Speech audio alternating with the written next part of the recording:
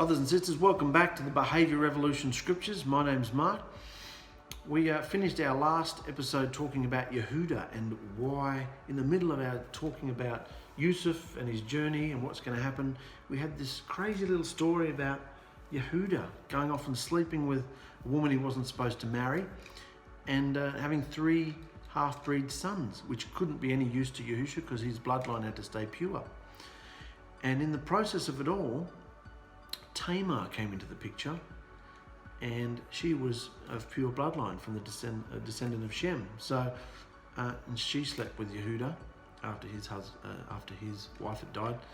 She dressed up as a common prostitute and slept with him, and continued the bloodline, the pure bloodline, which of course, as we look at our chart here, is going to continue the firstborn birthright promises to King David and then to Messiah Yahusha. And that's as far as I'm going to go into the lineage and what happens, because that's the whole point of doing the scriptures in order.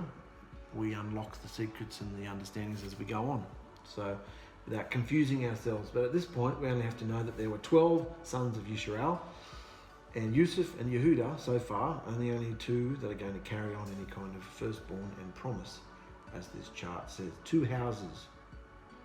Remember? Machanaim, meaning 2 houses. These 2 men are going to become 2 houses. And all these other tribes, brothers who are going to become tribes, are going to filter in later on in history into 2 tribes. What does that mean to us today? Well, in a quick summary, we're all part of the lost tribes of Yisrael.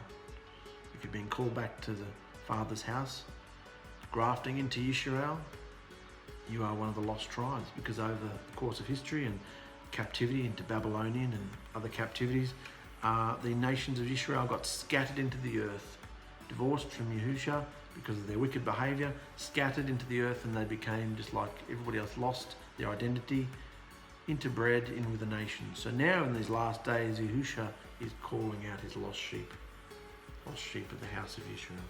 So, easy, let's keep going. We were talking about Yusuf in Egypt, and then we had that little side point just to show what was going on with Yehuda while this experience is happening with Yusuf. Yusuf's gone through his ups and downs. He's been wrongfully accused in Potiphar's house, wrongfully ignored in the prison, left in prison to rot. Wherever he went, he became the chief. Wherever he went, he became fully trustworthy. His behaviour was steadfast. I shone a spotlight on that big time, because it was about his behaviour that so impressed whoever he was working for. Even being seduced, tried to be seduced by the wife, It didn't work. Potiphar's wife tried to seduce him, see? Didn't work. He was respectful. He said, I can do anything in this house, but I can't do you. No way. Yusuf, the dream whisperer, he interpreted the Pharaoh's dreams, and this great mighty Pharaoh who spoke to international people and visitors and guests and royalty on a daily basis, soothsayers and diviners and wise men. Their whole purpose for being on the earth was to be wise. That was their job. You're a wise man. You can't tell me? And then he speaks to Yusuf. And as we see, the Pharaoh was so relieved by Yusuf's interpretation of his dream, he says, and his suggestions too, because look at the authority. This is that you're a prisoner, and the authority that Yusuf's speaking with. How could you talk to the king like this? He says after he interprets his dreams, now, great Pharaoh, you've practically had the same dream twice now, which means Yahuwah my Elohim is telling you this is really going to happen, mate. This is going to happen. So you should find. He's telling him what to do. This young kid, this little twerp from what's the place called? What's the promised land called again? I've had a mental break. Canaan. This little twerp from Canaan is telling the Pharaoh what to do. You should find an intelligent, wise man and put him in charge. You do it. You've been told this dream twice now, Pharaoh. If you don't do it, it's your bloody fault. So he's speaking with such authority, and the Pharaoh was so relieved. Have you ever seen anyone else around here? So he's looking at he's looking at his wise men. What's wrong with you?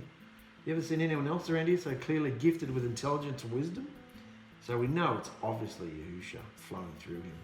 So let's go, guys. This is what we're up to now. It's only taken me 7 minutes to ramble on and get to this place. Yusuf becomes the governor of Egypt. The governor of Egypt. Then the Pharaoh said to Yusuf, "Since your Elohim has revealed the meaning of these dreams to you, there is clearly no one else as intelligent or wise as you. So you will be in charge of my court, and all my people will bow down and take orders from you. And the only one higher than you in this land will be me, for I officially put you in charge of the entire land of Egypt." What about that?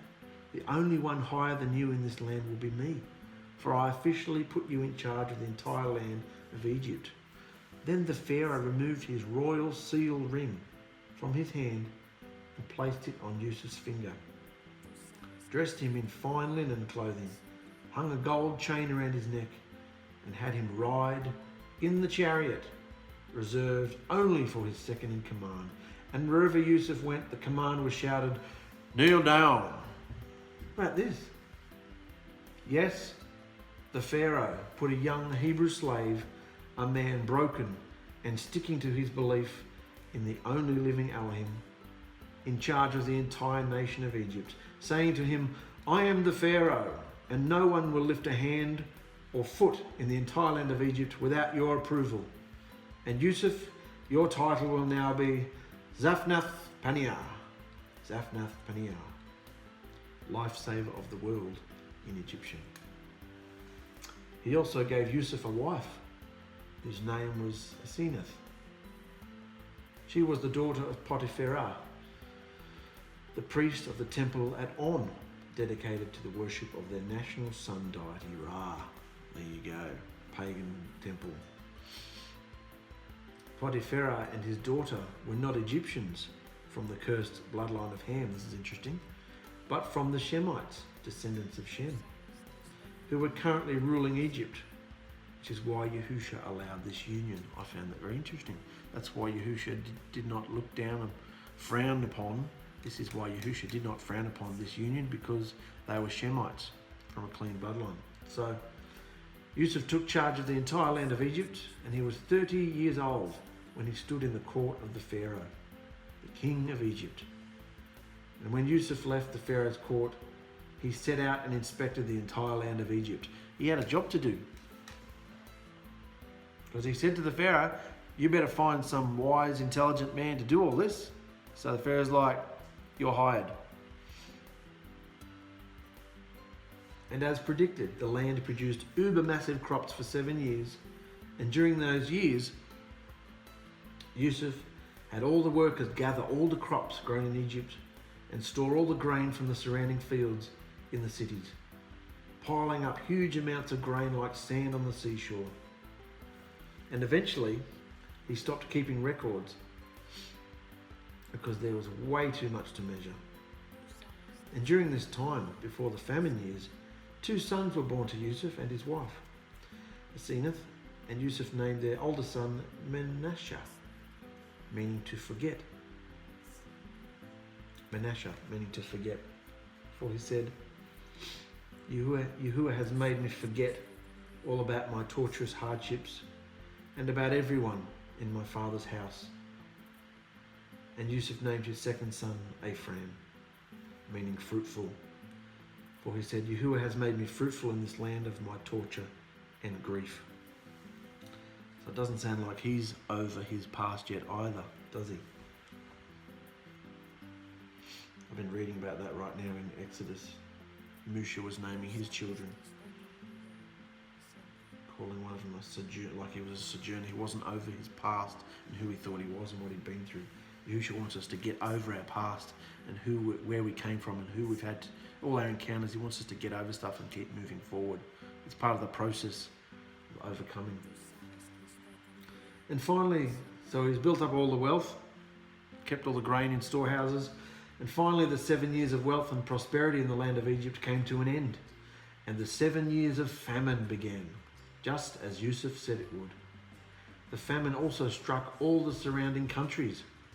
But throughout Egypt, there was plenty of food. But eventually, even the land of Egypt was hit with the scarcity of food. And when the people cried out to the Pharaoh for food, and he really didn't care much for the Egyptian people he conquered, because he wasn't Egyptian, remember? You've got to remember this. He wasn't Egyptian himself. So the nation of Egypt, they'd conquered Egypt. They were Shemites.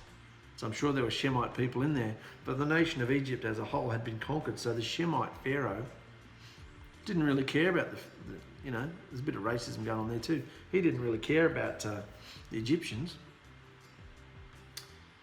And that's also probably why he had a bit of favoritism going on with Yusuf, because they were like same skin colour. So when the people cried out, the Egyptian people cried out to the Pharaoh for food, he didn't really care much for the Egyptian people he'd conquered. He told them, go and see Yusuf, do whatever he says. Go and see Yusuf, do whatever he says. So with severe famine everywhere, Yusuf opened up the storehouses and gave out grain to the Egyptians. For the famine was severe throughout all the world. And finally people came from far and wide to Egypt to buy grain from Yusuf. So there's a massive global famine going on. And everyone's going to Egypt. This is the hub of the prosperity. But even their hub's starting to get used up. Yusuf's brothers come to Egypt. The plot thickens. When Yisrael, heard that grain was still available in Egypt, he said to his sons, what are you all standing around looking at each other for? Egypt has an abundance of grain. So go down there and buy enough to keep us alive. Otherwise, we're not going to make it. Standing around looking at each other for. Go do something. Make yourself useful.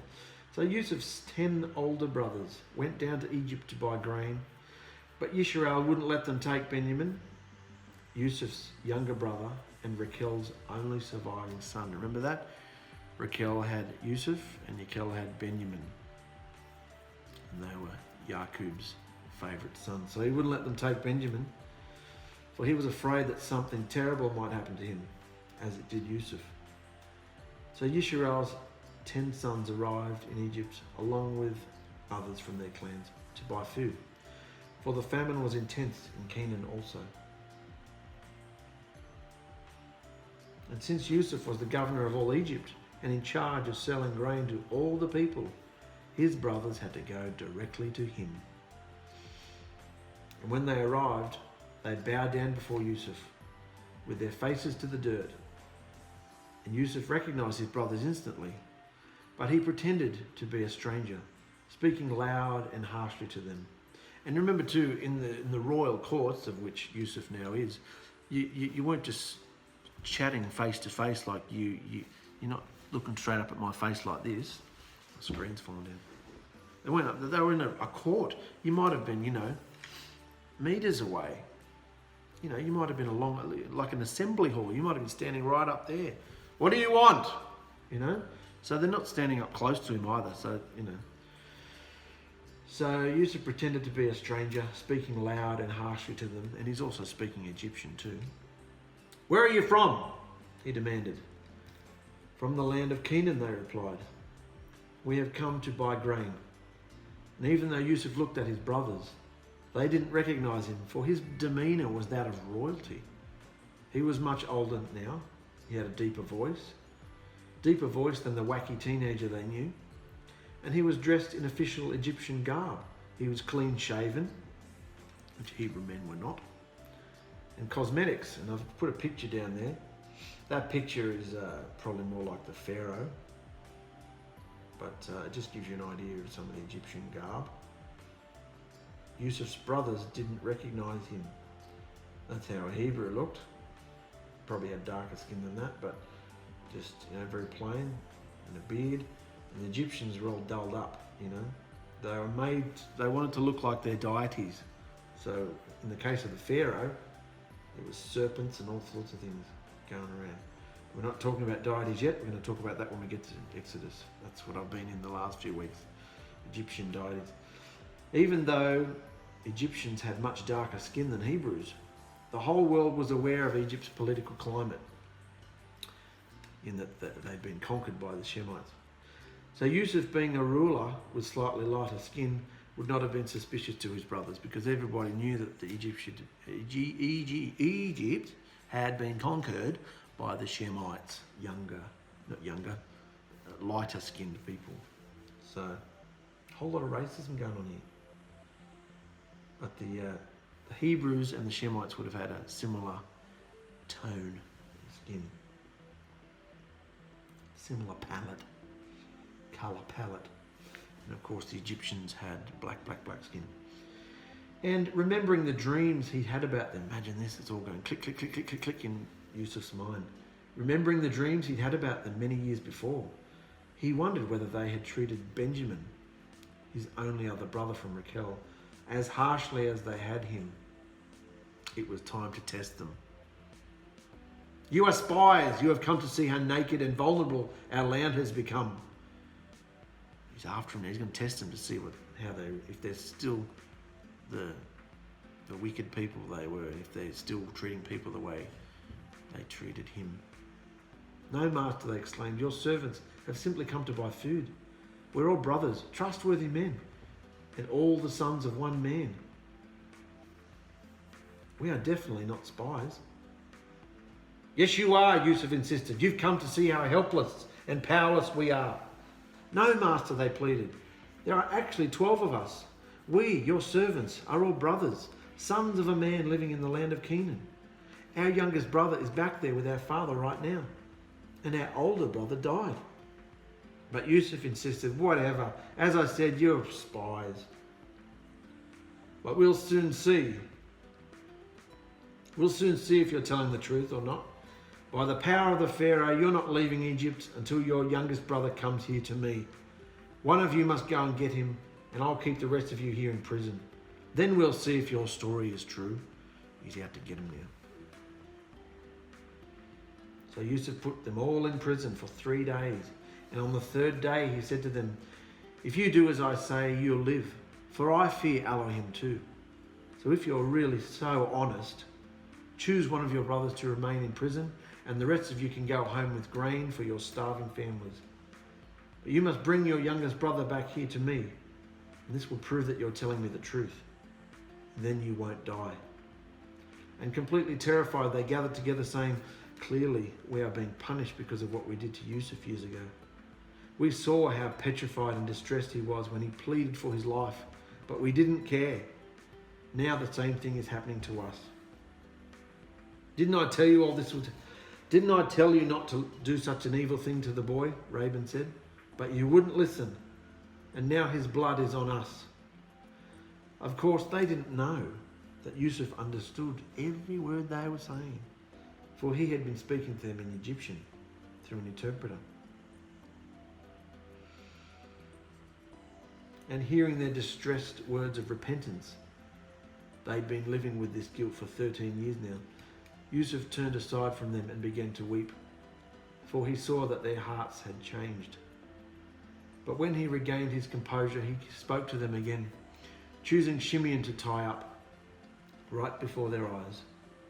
Then Yusuf ordered his servants to fill the men's sacks with grain, but he also gave secret instructions to return each brother's payment at the top of his sack.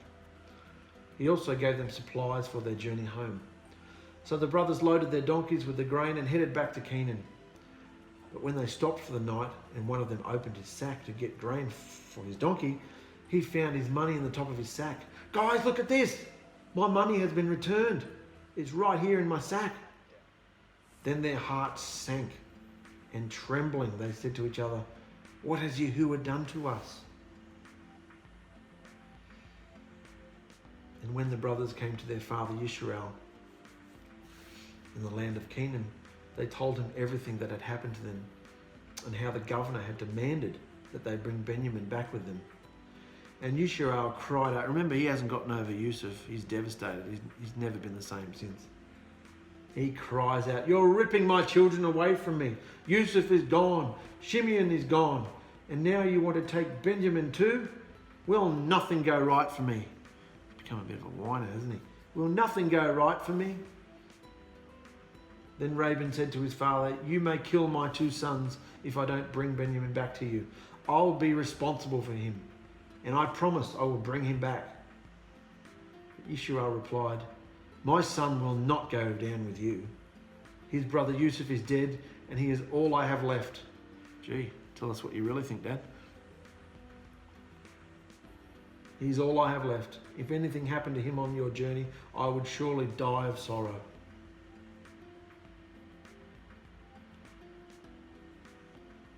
That's what I wanted to write there, but I thought it might be a bit sarcastic. Gee, thanks, Dad. Love you too, Dad. Yeah. Benjamin's all you got left, is it? We're all of us. Thanks, Dad. Thanks for telling us what you really think. But the famine continued to ravage the land of Canaan, and when the grain they had brought from Egypt was gone, Yisrael said to his sons, "Okay, go back and buy us some more food." But Yehuda said, "Father, the governor was deadly serious when he told us to bring back Benjamin. So if you're not going to let us take him, there's no way we're going back there." So life's just gone on as normal. They've left Shimeon in prison. Yaakov wasn't prepared to make that swap. He thought something's definitely going to happen to Benjamin. I'd rather keep Benjamin, and Shimeon, well, he went on a bloodbath anyway. He can stay there. So Shimeon and Louis. But now they've run out of food again. So, okay, go back and buy more food. Yehuda said, "Father, the governor was deadly serious when he told us to bring back Benjamin. So if you're not going to let us take him, there's no way we're going back there. Why on earth were you so cruel to me telling him you had another brother? Why would you tell him you had another brother? What's wrong with you?" Yisrael moaned. "The man kept asking us questions about our family," they replied. "He asked, 'Is your father still alive? Do you have another brother?' So we answered his questions. How could we know he would say, 'Bring your brother here'?" And Yehuda said to his father, "Send the boy with me, and we will be on our way. Otherwise we'll all die of starvation. I personally guarantee his safety. You may hold me responsible if I don't bring him back to you. I will bear the blame forever." We could have been there and back twice by now without all this stupid time wasting. This is Yehuda speaking. Remember, we just talked about Yehuda in our last episode. He's been through a massive learning curve as well. Been out and had a pagan wife, 3 ridiculous jerk-off sons, and now he's changing his behaviour. He got flogged by Yahusha, he wept and repented, and now he's come back to the clan and he's trying to do the right thing. So he said, "Let's go. I'll take Benjamin. I'll look after him." So Yisrael finally said to them, "If it can't be avoided, then at least do this. Pack your bags with the best products of this land. Take them down to this man as gifts. Take balm and honey, spice, myrrh, nuts and almonds, and take double the money that was put back in your sacks, as it was probably someone's screw up. Then take your brother and go back to the man, and may 𝚑𝕖𝕙𝕒𝕗, the almighty Elohim of the mountain, himself give you favour as you go before the man, so that he will release Shimeon and let Benjamin return. But if I must lose my children, so be it." Oh, I've written that here anyway, look. Yehuda is a very changed man after his battering experiences of disobedience. He also fears being disowned, so he's next in line. Reuben was practically disowned for sleeping with his father's servant wife. And then you've got Shimeon and Louis, who went on the murderous bloodbath rampage, so they've practically been disowned. And so next in line, number 4, is Yehuda. So he's fearing being disowned like his older 3 brothers. Reuben tried to steal the inheritance by sleeping with his father's servant wife, and Shimeon and Louis went on a murderous killing spree after rape of their sister Dinah. This is why he decides it's time to step up and take responsibility. Do the right thing and start behaving and restoring his reputation. So that's what Yehuda's on about. He's trying to do the right thing. As we know later on, he gets rewarded for it. He's one of only 3, I think, of the sons that actually get something nice spoken over them when Yaakov dies. So they take Benjamin to Egypt. So the brothers packed Israel's gifts and doubled the money and headed off with Benjamin. They finally arrived in Egypt and presented themselves to Yusuf. So if Yusuf's only about 30 years old, which they said he was in the courts of the Pharaoh, then Benjamin's probably he's probably in his teens, possibly early 20s. You know, he's still a very young man. So they go, they declare to the manager of his household, Yusuf's household, "These men will have lunch with me to..." No, what's going on here? I've missed a bit. They arrived in Egypt and presented themselves to Yusuf. And when Yusuf saw his brother Benjamin with them, he declared to the manager of his household, "These men will have lunch with me today. Take them inside the palace. Then go slaughter an animal and prepare a big feast." So the man did as Yusuf told him and took them into his palace. The brothers were completely terrified when they saw that they were being taken into Yusuf's house. "It's because of the money someone put in our sacks last time we were here," they said. "He plans to set us up as thieves. Then he'll seize us, make us slaves, and take our donkeys." The brothers approached the manager of Yusuf's household and spoke to him at the entrance to the palace. "We came to Egypt once before to buy food, but as we were returning home, we stopped for the night and opened our sacks. Then we discovered that each man's money was still in the top of his sack, but we've brought it back with us. We also have additional money to buy more food. We have no idea who put the money back in our sacks." "Oh, just relax, don't worry, man," the household manager told him. "The Elohim of your father must have put this treasure into your sacks. I know I received your payment, don't worry." Elohim must have done it, man. Just relax. Then he released Shimeon and brought him out to them. And the manager then led the men into Yusuf's palace and gave them water to wash their feet and provided food for their donkeys. The brothers were told they would be eating there, so they prepared their gifts for Yusuf's arrival at noon. You understanding this scene, guys? They're practically in the Pharaoh's, or second in charge of the Pharaoh's palace, not knowing what's going on. They've been told they're liars and spies and thieves. Now they come back. Shimeon's been released back to them. And they're going to meet Yusuf, the governor.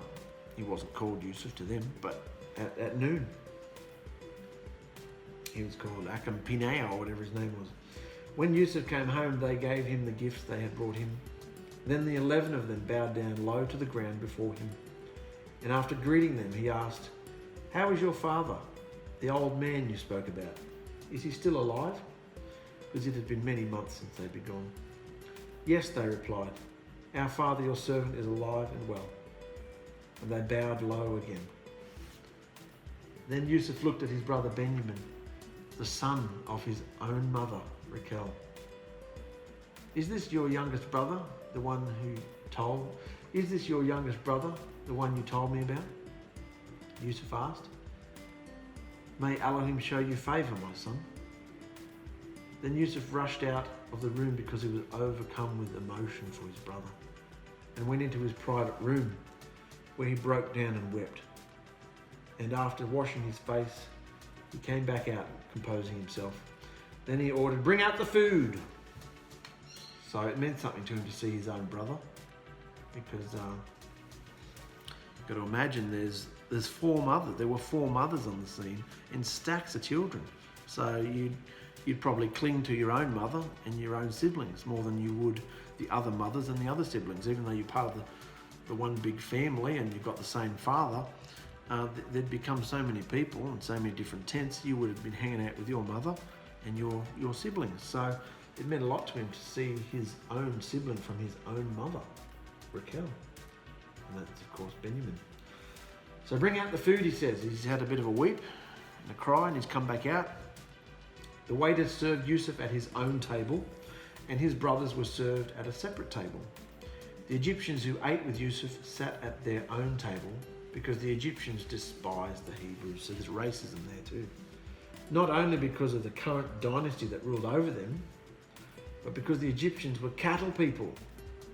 The Egyptians loved cattle.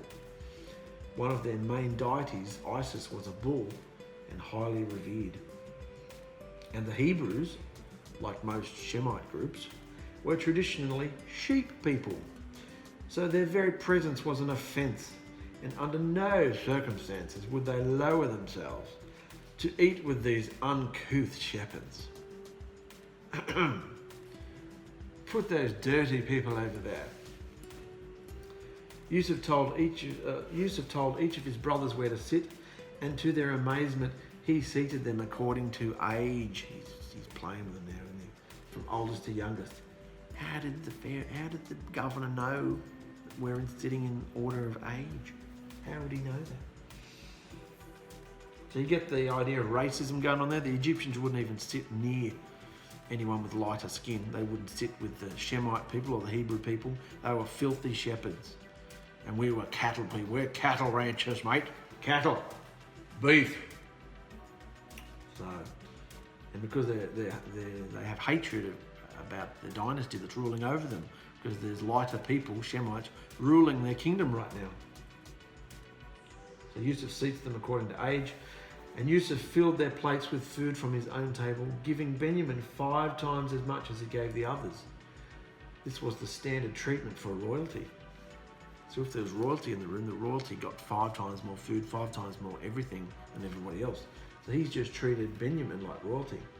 To test his brother's behaviour. He's testing them always. Test his brother's behaviour towards Benjamin. Would they become bitter and jealous of Benjamin as they were with him years before? Were they really changed men after all these years? See what he's doing? He's being a bit protective of his younger brother, Benjamin, and he knows what he went through, despite his behaviour, being a spoilt little turd. He's testing them to see if they're going to get jealous and angry at Benjamin. How come he got more food? He's the youngest one. He don't need as much as us. So I need to test them. So they feasted and drank freely with him, and Yusuf watched them, feeling love and compassion for them. But he knew he needed to test their behaviour more before he made himself known. And when his brothers were ready to leave, Yusuf told his palace manager, "Fill each of their sacks with as much grain as they can carry and put each man's money back into his sack. Then take my personal silver bowl," his personal silver diviner's bowl, which was a gift from the Pharaoh to Yusuf for being a diviner, interpreter of dreams. Now, as we know, divination and sorcery is unclean. It's actually an abomination to Yahusha. But we know that even though the Egyptians and the Pharaoh thought Yusuf was a diviner, Yusuf was not a diviner, because Yusuf knew that it was Yahusha coming through.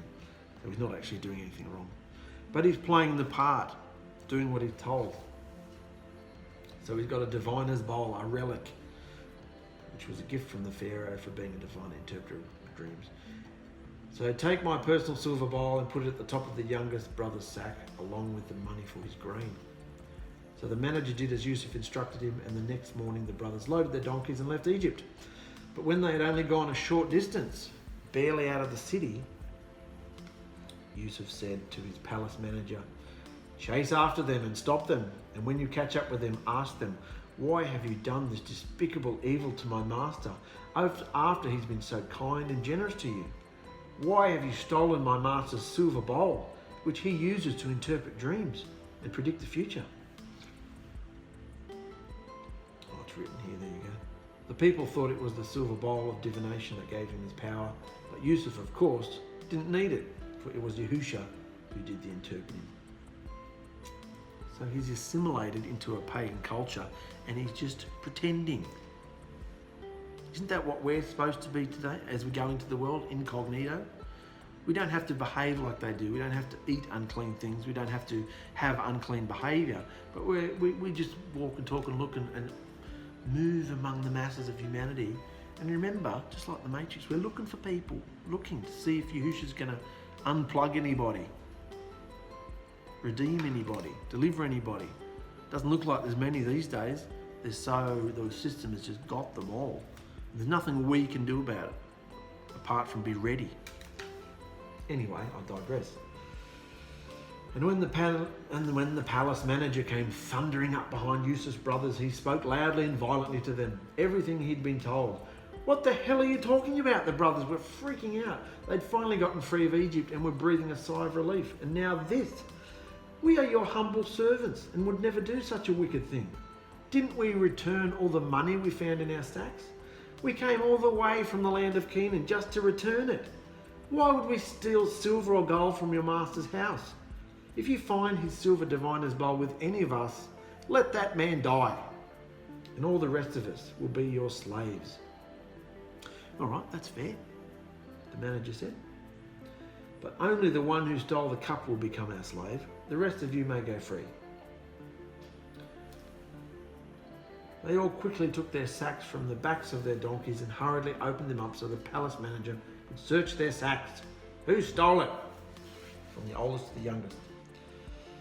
And the silver bowl was found in Benjamin's sack. And when the brothers saw this, they tore their clothes in absolute panic and despair. And in sheer terror, they loaded their donkeys again and returned to the city. Off we go again. Yusuf was still in his palace when Yehuda and his brothers arrived, and they fell to the ground before him.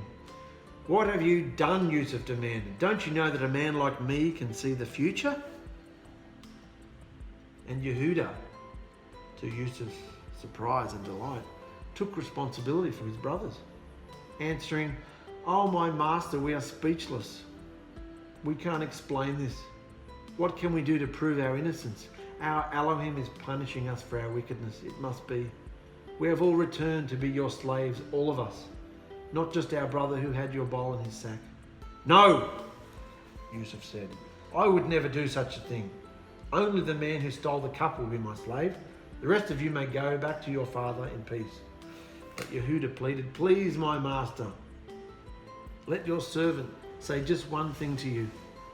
Please do not be angry with me, even though you are as powerful as the Pharaoh himself.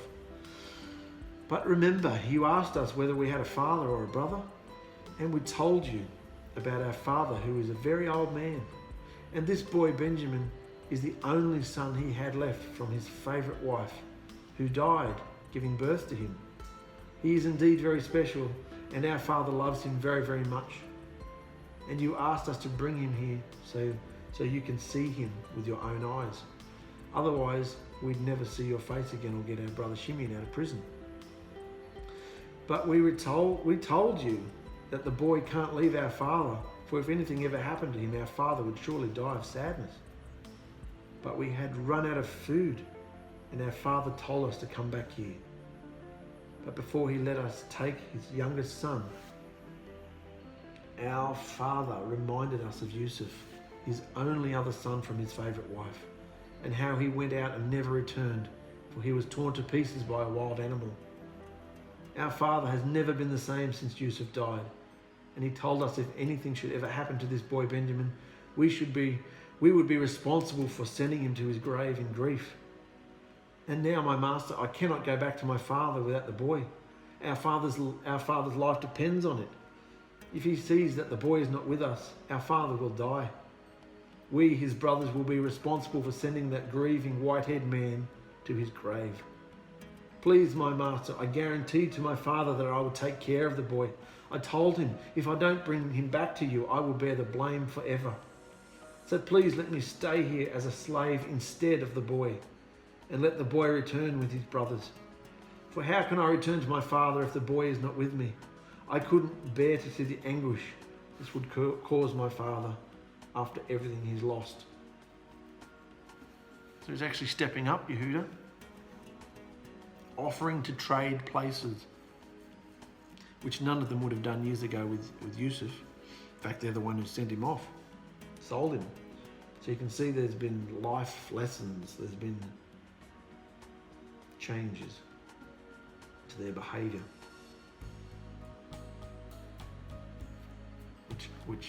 And Yehuda's words touched Yusuf's heart, and he couldn't stand it any longer. He could see the distress of his brothers, and he knew it was time to move forward and get over the past. There were many people in the room with them, and he said to them, All of you, out! Out, all of you. And when he was alone with his brothers, he said, I am Yusuf, your brother. And he broke down and wept before them, crying so loudly that the Egyptians could hear him outside. And word of it quickly carried to the Pharaoh's palace. Is my father really still alive? Yusuf said. But his brothers were speechless. They were stunned to realize that Yusuf was standing right there in front of them. Please come closer to me, he said to them, for they were standing a fair way away. So they came closer, and he said to them again, look, it's me, Yusuf, your brother, who you sold into slavery. But don't be upset anymore, boys. Don't be angry with yourselves. We were all so stupid back then. And Yahuwah himself planned all this, bringing me here to Egypt, ahead of you all, to save our lives. This famine that has ravaged the land for 2 years will last 5 more years, and there will be neither ploughing nor harvesting. So Yahuwah has sent me ahead of you to keep you and all our families alive, and to preserve many survivors. Don't you see it was Yahuwah who sent me here, not you? And he is the one who made me an advisor to the Pharaoh himself, and the manager of his entire palace, and the governor of all Egypt. How insane is that? Me, a governor. Now hurry back to our father and tell him that the mighty Elohim he taught me about years ago, Yahuwah Almighty, has made me master over all the land of Egypt. Tell him to come down here with me immediately.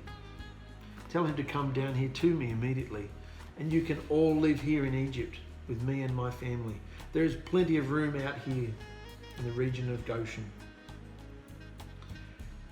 There's plenty of room out in the region of Goshen. You can all live out there and still be near me with all your children and grandchildren, your flocks and herds and everything you own. I will take care of you out there, for there are still 5 more years of famine ahead of us. Otherwise you, your household and all your animals will starve. Go and tell my father this. But his brothers were still reeling in shock and bewilderment. So Yusuf added, look, you can all see that I'm really Yusuf. Even Benjamin can recognize me. So go and tell my father of my position here in Egypt, and tell him everything you have seen, and then bring my father here quickly. And weeping with great joy, he embraced Benjamin tightly before kissing each of his brothers, and he wept over them. And after that, they all began to relax and talk freely with him again. And this amazing news soon reached the Pharaoh's palace. Yusuf's Hebrew brothers are all here in Egypt. And the Pharaoh was delighted to hear this, for he wasn't hateful of the Hebrews as the Egyptians were. And the Pharaoh said to Yusuf, tell your brothers. See, we always just thought it was because of the favoritism he had for Yusuf, and how he'd raised him up to be second in charge. And it was that, but it was also because he wasn't racist, because it was the same colour people. Shemites, same type of people. Hebrews and Shemites were all from Shem, so they were just tribal cousins, really. Didn't live in the same place, but they were from the same descendants, so they didn't have that racist hatred going on. So the Pharaoh was happy, and he said to Yusuf, tell your brothers this is what you must do. Load up your animals and hurry back to the land of Canaan. Then get your father and all of your families and return here to me. I will give you the very best land in Egypt, and you will eat from the best we have. But go quickly. Take carts from the land of Egypt to carry your little children and your wives, and bring your father right back here. Don't worry about all of your belongings, because we've got the best stuff right here in Egypt, and it's all yours. How amazing is this, guys? To see Yahusha moving like this. To go from devastation to just rejoicing. So the sons of Israel did as they were told, and Yusuf provided them with wagons, as the Pharaoh had commanded for the journey. And he gave each of them new clothes, but to Benjamin he gave 5 changes of clothes and 300 pieces of silver, for he was his only brother from his own mother. He also sent his father 10 male donkeys loaded with finest products of Egypt, and 10 female donkeys loaded with grain and bread and other supplies he would need on his journey. And Yusuf kissed his brothers again and sent them off. And as they left, he called after them, don't fight about all this stuff along the way, okay, boys? He knows them well, doesn't he? Don't fight on the way home, yeah? Behave yourselves. Don't cause trouble. And they left Egypt and returned to their father in the land of Canaan. Yusuf is still alive. Yusuf is still alive, they cried to their father upon arriving home to Hebron. And he is the governor of all the land of Egypt. And 𝔹𝕖𝕙𝕒𝕧𝕚𝕚 fell over backwards, nearly fell over backwards, stunned at the news, and he couldn't believe it. Had his sons been smoking some special kind of Egyptian weed? But when the brothers told him everything Yusuf had said, and when 𝔹𝕖𝕙 saw all the carts Yusuf had sent to carry him, their father's spirits erupted with grand rejoicing.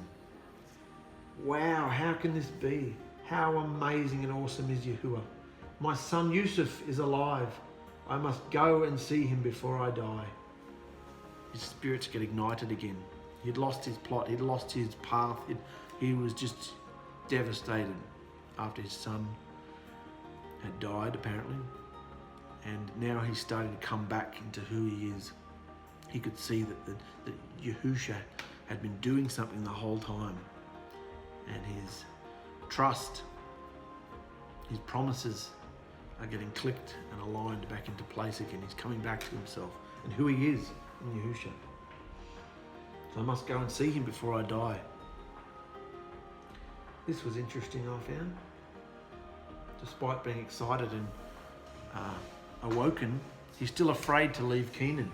𝔹𝕖𝕙, we'll call him 𝔹𝕖𝕙 now because he's come back to himself. 𝔹𝕖𝕙 is afraid to leave Canaan. So 𝔹𝕖𝕙 set out for Egypt with all his family and possessions, leaving everything he knew and loved behind him. And as they departed, he remembered, this is interesting, he remembered the words that had been given to his grandfather Abraham about his family leaving the land that had been promised to them for generations and being slaves in a land that is not their own. Interesting. He remembers this, so he'd be a bit apprehensive, I imagine. Well, we don't want to be slaves, so we better not leave here, eh? But he wants to see his son, and he's going to see his son. He's moving, there's a migration happening. They're all going to Egypt. So as he's leaving, though, he remembered the words that had been given to his grandfather Abraham about his family leaving the land, and that had been promised to them for generations, and being slaves in a land that's not their own. And despite the excitement of being reunited with his favourite son, 𝔹𝕖𝕙 was getting very distressed at the thought of leaving the protection and influence of the promises given to him in this land. And he wasn't sure if Yahusha would look after him and bless him in another country. Remember in previous videos we talked about how deities were territorial, and so even though Yahusha's made himself known to Yaqub, it's very possible that at this time Yaqub still possibly thinks there are other deities, and so he only knows this deity, Yahusha, and so he's afraid if I leave my deity of Canaan, the Elohim of the mountain, 𝚪𝕙, if I leave this territory, I'm leaving my safety and protection, and the world is such a wicked, dangerous place. He'd been promised. Remember when he saw the ladder, and the dimensional ladder, and he said, I will follow you if you will protect me and feed me. And Yahusha has kept him fed, kept him safe. So he's afraid. That's the point I'm making. He's afraid to leave the land. And it's interesting to know that, because that's why Yahusha appears to him. He wasn't sure if Yahusha would look after him and bless him in another country. He didn't understand what we understand. So when when he came, Yaqub, when 𝔹𝕖𝕙 came to Beersheba, to the stone table altar, remember Beersheba? To the stone table altar, where Yahusha had communicated to his grandfather Abraham and father Yitzchak years before, 𝔹𝕖𝕙 offered up sacrifices also, asking for guidance and protection on this huge undertaking, which was happening so late in his life. He was an old man. And during the night, Yahusha came and spoke to him in a vision. Ya'akov. Ya'akov. This is the thing that many people, and most people, are in a confusion about. Why is he calling him Ya'akov? And I don't know either. I've read so many different takes on this and nobody can agree on anything. People say his name's been changed to Ya'akov. Well, when Yahusha changed Abram's name, Abraham, Scripture never goes back and calls him Abram, do they? But every time, even though his name's been changed twice now, it gets changed years before, and then he reminds him, your name's Yisrael now. Even Yahusha, when he wakes him up in the night, says, Ya'akov, Ya'akov. Was that just so he'd recognise his name? Or, were other people calling him by the name Yisrael? Did he have to change his name? Sorry, everybody, no, can't call me Ya'akov anymore. I'm Yisrael. Or is this just an understanding that Yahusha, I'm talking to myself here, was this just an understanding Yahusha had given him because of the meaning of the name? Who knows? You can think and ponder on it. Leave comments at the bottom of the video if you've got your take. I'd be interested to know, because that's why in this Behaviour Evolution version, I've just sort of interchanged the names, and I read somewhere that when he's down and he's overcome by grief and he's not holding on to any of his promises, he's just being his earthly, fleshly self, he's called Ya'akov. When he comes back into the covenant promises, he becomes Yisrael. But even though he's full of joy and covenant promise again, look, Yahusha's called him Ya'akov. So it's like, well, if you change his name, why are you calling him Ya'akov? So that's something I don't know about. I haven't been able to find the answer to that. So flood this video with comments underneath if you've got an opinion. I'd love to know what your take of it is. Ya'akov he called. Yes, I'm here, Israel replied. I am the Elohim of your father, remember? Don't stress or be afraid to go down to Egypt, for I have prepared a very special place for all of your family, and they will become a great nation. I myself am going down with you to Egypt, and I myself will bring you back out again to this promised land. You, however, will die in Egypt, but your eyes will finally get to see your darling son again. So he's reassuring him. Don't worry about being protected. I will go before you. It's basically saying to him, I'm not territorial, man. The whole world is my territory. I will protect you no matter where you go. I myself am going down with you to Egypt, and I myself will bring you back out again to this promised land. And we see that promise, this underlined promise here, carries on book after book until they finally get back to the promised land. So Yisrael left Beersheba much more confident in Yahusha's promises, and his sons took him to Egypt, carrying him and their little ones and their wives on the carts. And they also took all their livestock and all the belongings they had acquired in the land of Canaan. His wealth, possessions, and people resembled a small city, remember? He'd been given Abraham, which was given to Yitzchak, and Yitzchak's wealth was given to Ya'akov as the firstborn birthright and blessing. He'd been given all of it. So this is a small city moving to another. A massive migration going on. And Yisrael and his entire family went to Egypt, sons and grandsons, daughters and granddaughters, all his descendants, and the total number of them was around 200 people, 70 men. How amazing. So you're getting this understanding, guys. You're understanding just the phenomenal experience that's gone on here. It's kind of, we're starting to tie up all these different loose ends. What was the purpose of teaching us the story of Abraham and his son Yitzchak, and now we've got Ya'akov? What was the purpose of all this? And then Ya'akov went off in this direction, and Yehuda went off in that direction. Yehuda went and had all these sons that he shouldn't have had, and then he ended up having a son with the clean woman who was Tamar. Meanwhile, Yusuf's over here getting flogged in prison, and then lifted up into the heights of authority, of government, second in charge to the Pharaoh. What's all this happening for? We've got people over here. Yaakov's over here, crying his eyes out about his son for years. Now we're bringing everything back, tying it all up into what's going to happen. It's all culminating in this land of Egypt. Not in the promised land, in the land of Egypt. which is the purpose. This is the whole point of this. The whole point of Genesis, Bereshith, really. Setting up all these families and lineages and bloodlines to bring them all into Egypt, all into the world, the Goyim, mix them up with the Goyim and put them in slavery, just like we are today. All our bloodlines are mixed up, we're all in slavery, and then he is going to do something. Do something, all right? So, we'll finish this short section. We're coming up to an hour. We'll finish this section because we can't go now. Come on. Finally get to the reunion and then I'll turn the video off. No way, keep going. And as they neared their destination, Yisrael sent Yehuda ahead, because he's obviously having a good relationship with his son now, Yehuda. Sent Yehuda ahead to meet Yusuf and get directions to the region of Goshen. Because it's not just a couple of people here, it's a whole city. Where are we supposed to go, mate? What's the GPS coordinates, please? So I can put it into my sat nav. We need to know where to go. Go and find directions, son. So Yehuda sent him ahead of it to get directions to Goshen.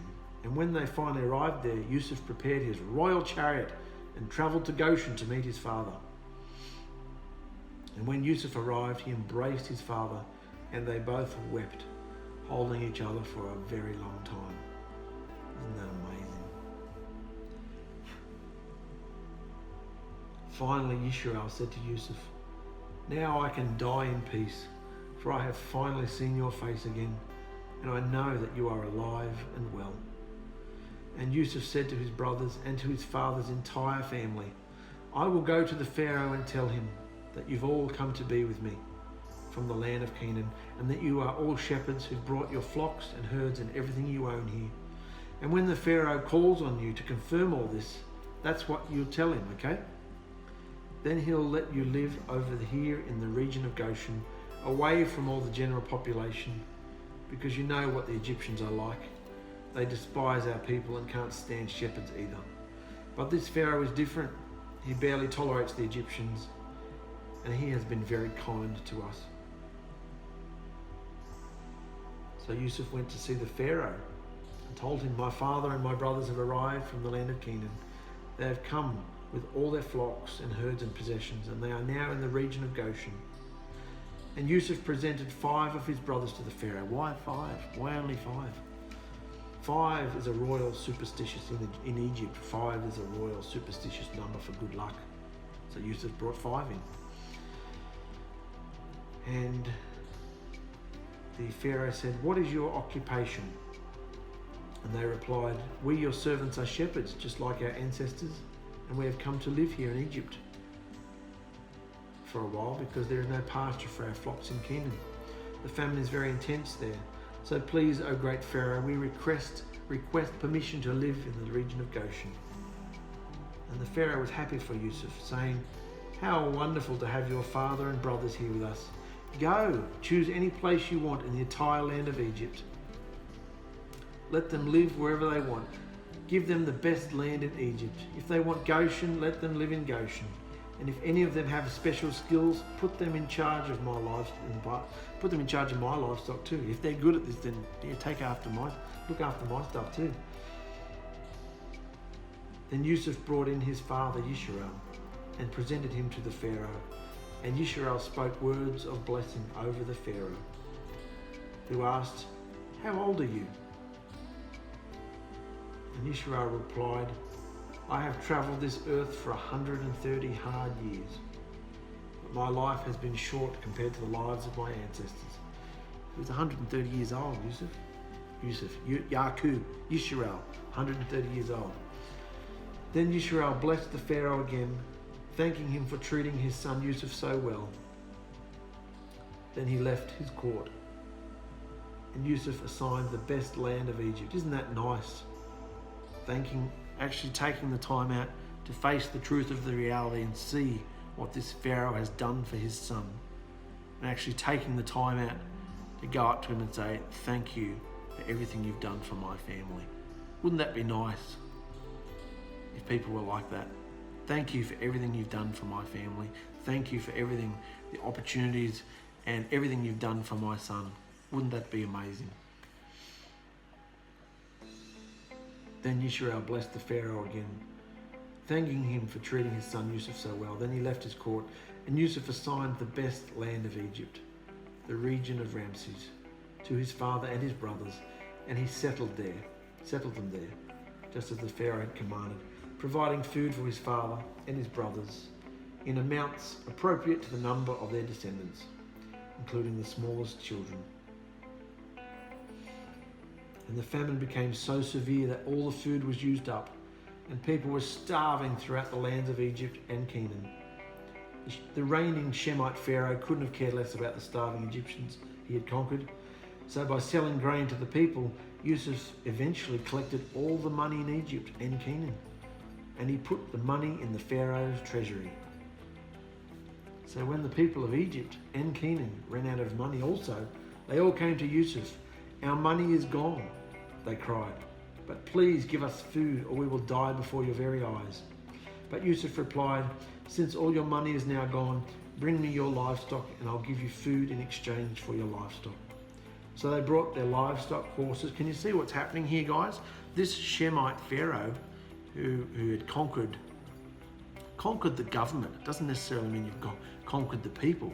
And we know, we're going to know soon as we go into Exodus, that there was an uprising, a civil war practically, and the blacks, the Egyptians, took back over their throne. But at this point, even though the Egyptians are in hatred of their ruling dynasty, the Pharaoh did not own everything, and he had rule over it, and the authority and the gunpowder, the warfare, the firepower, I should say, to rule the land. But can you see what's happening? Can you see what Yahusha's doing? Through this, the Egyptians, their money is going to Yusuf. So the Egyptians, all of Egypt's wealth is going to Yusuf and into the Pharaoh's storehouse. So instead of it being like almost, what's the word? The opposite to a dictatorship. Democracy. That's what I'm looking for. Instead of it almost being like a democracy where you owned your own land and your wealth and your cattle and your livestock, kind of a form of democracy with a ruling monarch. Can you see what Yahusha's doing? All their wealth is being taken off them and given to the Pharaoh to do what he wants with it. And then all their cattle and herds are being taken off them, given to the Pharaoh. And then, as we're going to see shortly, they themselves are going to become slaves to the nation, so that they'll stay alive, to feed them. And they ask to be put in that position. So it's taking power off the people and giving it to the government, to the Pharaoh, to one man. Which in this case is fine because this is a nice Pharaoh. What's going to happen if the Pharaoh isn't nice? The government is shifting from like a democracy to a dictatorship almost. And in this case, as I said, it doesn't really matter because this dictator's okay. But what if an evil dictator comes along? Can you see what Yahusha's doing with the political climate here? So Egypt's coming to, "Please give us food, we'll die before your eyes." So Yusuf replied, "Give me your livestock, I'll give you food." They brought their livestock, horses, flocks and sheep, goats, curds, cattle, donkeys to Yusuf in exchange for another year of food. But after that year ended, they came back again saying, "We can't hide it any longer. Our money is gone. All our livestock and cattle are yours too. We have nothing left to give you but our bodies and our land. Please save us and don't let us die. Buy us. You got our money, you got our cattle, now buy us and our land in exchange for food. We offer ourselves," these are the Egyptians here, "we offer ourselves as slaves for the Pharaoh. Just give us grain so we may live and not die, and so the land does not become empty and desolate." So Yusuf bought all the land of Egypt for the Pharaoh. Yusuf's actually been used to do this. Take all the power off the people into the government. So Yusuf bought all the land of Egypt for the Pharaoh. All the Egyptians sold him their fields because the famine was so severe. And soon all the land belonged to the Pharaoh. And as for the people, Yusuf made them all slaves. I never read it like this before. I didn't see it like this. Yusuf made the land of Egypt slaves. Yusuf made all, not the Israelites, but not his family, but Egyptians. Yusuf made all them slaves from one end of Egypt to the other. A Hebrew man sold into Egypt as a slave by terrorists was now reducing the whole nation of Egypt to slavery. Wow. A Hebrew man, a Hebrew slave sold into Egypt as a slave by terrorists was now reducing the whole nation of Egypt to slavery at their request because they were starving. Today the word slavery, this is a good point too.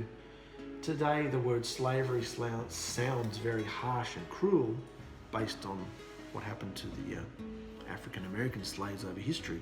That's our thought process we have when we think of the word slave. But it was actually a normal part of life in ancient times, and the servants were actually treated, the slaves were actually treated and fed very well. They're almost like part of the family. Look at 𝗓𝗓𝗓𝗓𝗓, who went and got Yitzhak's wife. He was part of the family. It was almost like part of your family. It was your family, only they just weren't related. And there were many servants who, even after they were allowed to be set free, chose to stay and keep serving. Like a love slave, they stayed there because it's their family. The word slave is not a bad word in Scripture. We get what happens in Exodus is what happens. That's where we get the idea nowadays of slavery, the cruel, harsh treatment of slaves. But back here, it was just like it was almost just like employee. You're just like an employee. So when in Scripture, when you read the word servant or slaves, it's really just an employee. You're working. And the nation cried, he's just made them all slaves, and the nation cried out to Yusuf, "You have saved our lives by letting us be the Pharaoh's servants." He's taken them as slaves and they're thanking him for it because the alternative was to die of starvation. Yusuf then issued a decree, still in effect in the land of Egypt, that the Pharaoh should receive 1/5 of all the crops grown on his land. And his land was the whole nation now. Only the land belonging to the priests was not given to the Pharaoh. Meanwhile, Yaqub's family, the people of Israel, had settled in the region of Goshen, away from the main population of Egyptians, and there they acquired property, and they were fruitful, and their populations grew rapidly. And Yisrael lived for 17 years after his arrival in Egypt, making him 147 years old. And as the time of his death drew near, Yisrael called for his son Yusuf and said to him, "Please do me this favor. Put your hand under my thigh on his circumcision," swearing an oath on the future generations still in the testicles. That's where the word testament comes from. Testicles, testament. Put his hand on his circumcision, swearing an oath on future generations, and swear that you will treat me kindly by honoring this last request. Please do not bury me here among the nations, but take me back to the land promised to me. Do you understand? When I die, take my body out of Egypt and bury me with my ancestors, please. Of course I will, Dad. Of course I will, Yusuf promised. Swear it, Yisrael insisted. So Yusuf gave his oath, and Yisrael bowed humbly at the end of his bed. We're going to leave it there for today's video, guys. There's a little bit of a map there, up there, because next week, we're probably going to close it next week. We're going to finish probably. We've only got the blessings to give out. Yaqub dies, and then at the end of Genesis, we've finished. We're nearly finished. We're so close. So there's your map there of Hebron and Beersheba and where they'd come from. They travel all the way down here into Egypt, and they've been given the region of Goshen to live in. There's been a massive migration. So we're going to leave it there, brothers and sisters, and we're going to tie it all up next video with the death of Yisrael and the blessings, amazing blessings he gives to his 12 sons. So I love you guys. Stay strong. It's all about behaviour. I hope I'm being successful in this translation by trying to shine a spotlight on behaviours, because that's what the scriptures are for. And people don't see that. They start filling their head with knowledge that rattles around, and then they keep the same behaviour. If your behaviour is not changing, then you're not overcoming this world. You're not overcoming the evil, the world that's in you. So keep going, brothers and sisters. Keep overcoming. I love you lots, and I'll be back next video. Bye.